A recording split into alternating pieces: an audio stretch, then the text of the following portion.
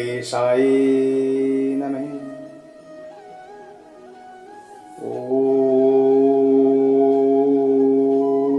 श्री सरस्वती नमः।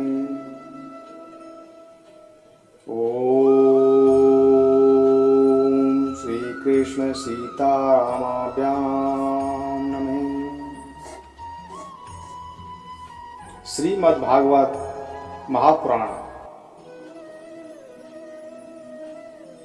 भगवान श्री कृष्ण ने बलराम जी तथा अन्य यदुवंशियों के साथ मिलकर बहुत से दैत्यों का संहार किया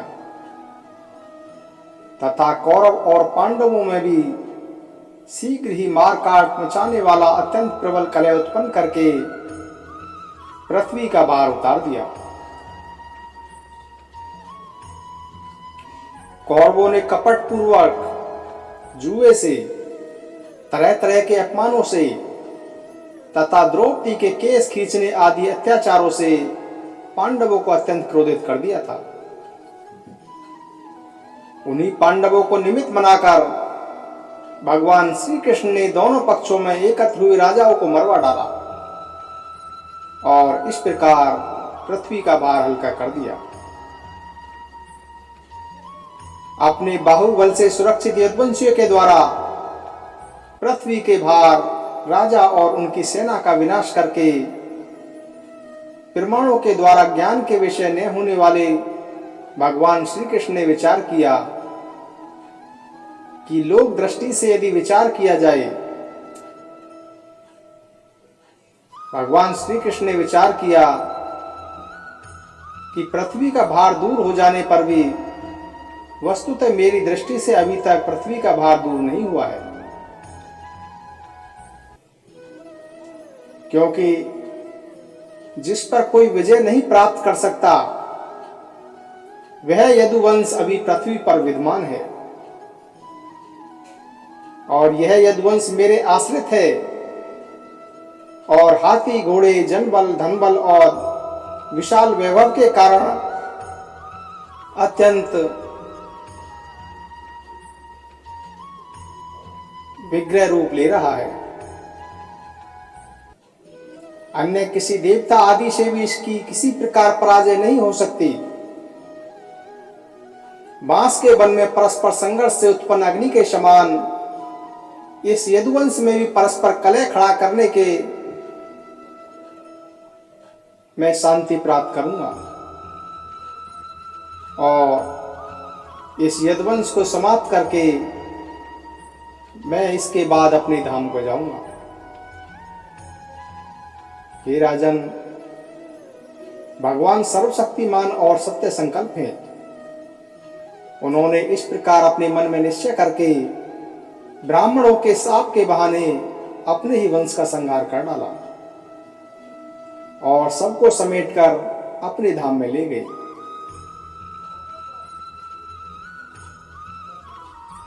राजा परीक्षित ने पूछा कि भगवान,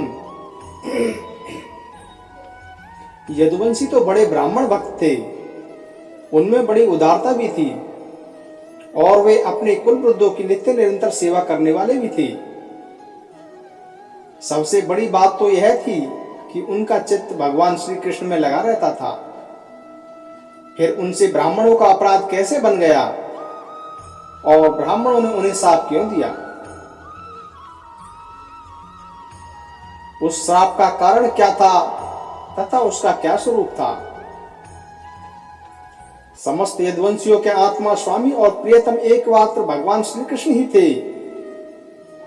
फिर उनमें आपस में फूट कैसे पड़ गई? दूसरी दृष्टि से देखें तो वे सब ऋषि अदिदर्शी थे, फिर उनको ऐसी भेद दृष्टि कैसे हुई? कृपया करके आप मुझे बतलाइए।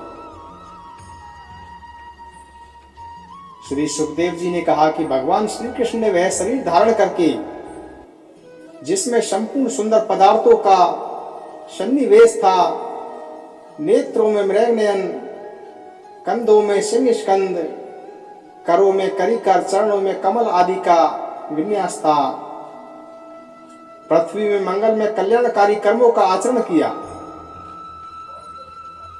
वे पूर्ण काम प्रभु द्वारका धाम में रहकर क्रीड़ा करते रहे और उन्होंने अपनी उदार कीर्ति की स्थापना की।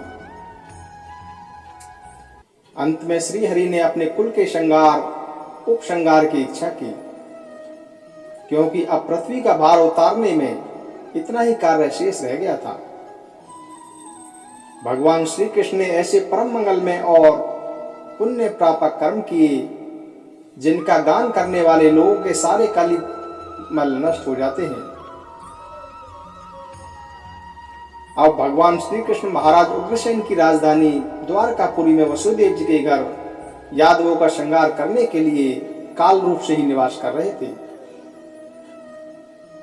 उस समय उनके विदा कर देने पर विश्वामित्र, आसित, कौम, दुर्वासा, अंगिरा, कश्यप, वामदेव, अत्रि, वशिष्ठ और नारद आदि बड़े बड़े ऋषि द्वारका के पास ही पिंडारक क्षेत्र में जाकर निवास करने लगे थे।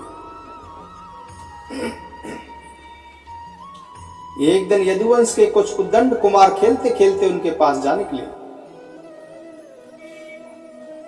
उन्होंने बनावटी नम्रता से उनके चरणों में प्रणाम करके प्रश्न किया। वे जामवंती नंदन सांबक को स्त्री के वेश में सजाकर ले गए।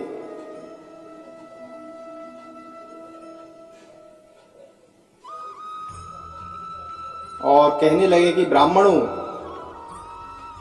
यह कजरारी आंखें वाली सुंदर गर्भवती है। यह आपसे एक बात पूछना चाहती है, परंतु स्वयं पूछने में कुछ सुख चाहती है। आप लोगों का ज्ञान अमोघ और अबाध है, आप सर्वज्ञ हैं।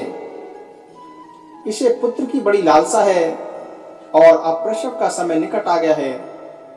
आप लोग बताइए कि यह कन्या जनेगी या पुत्र जनेगी।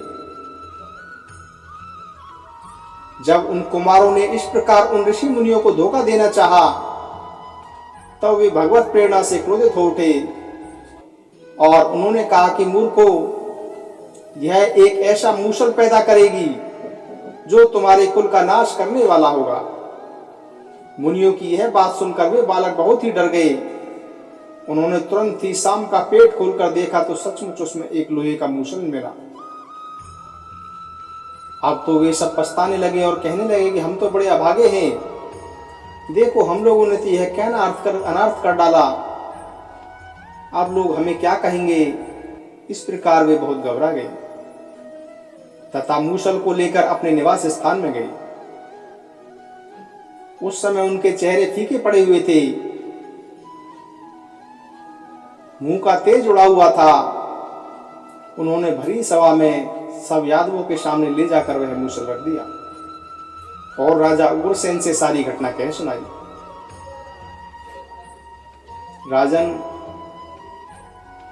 जब सब लोगों ने ब्राह्मणों के श्राप की बात सुनी और अपनी आंखों से उस मूसल को देखा, तब वे सब के सब द्वारकावासी विस्मित और भयभीत हो गए, क्योंकि वे जानते थे कि ब्राह्मणों का श्राप कभी झूठा नहीं हो सकता। यदुराज उग्रसेन ने उस मूसल को चूरा चूरा कर डाला और उस चूरे तथा लोहे के बचे हुए छोटे टुकड़ों को समुद्र में फेंकवा दिया।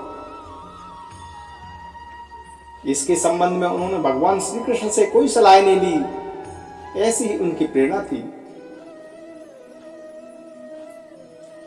उस लोहे के टुकड़े को एक मछली निगल गई और चूरा तरंगों के साथ बह बहकर समुद्र के किनारे आ गया।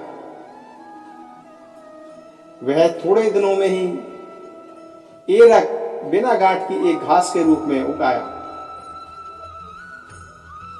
मछली मारने वाले मछुओं ने समुद्र में दूसरी मछलियों के साथ उस मछली को भी पकड़ लिया। उसके पेट में जो लोहे का टुकड़ा था, उसको जरा नामक व्याध ने अपने बाण के नोक से लगा लिया। भगवान सब कुछ जानते थे। वे इस सांप को उलट भी सकते थे, फिर भी उन्होंने ऐसा करना उचित नहीं समझा। काल रूपधारी प्रभु ने ब्राह्मणों के शाप का अनुमोदन ही किया।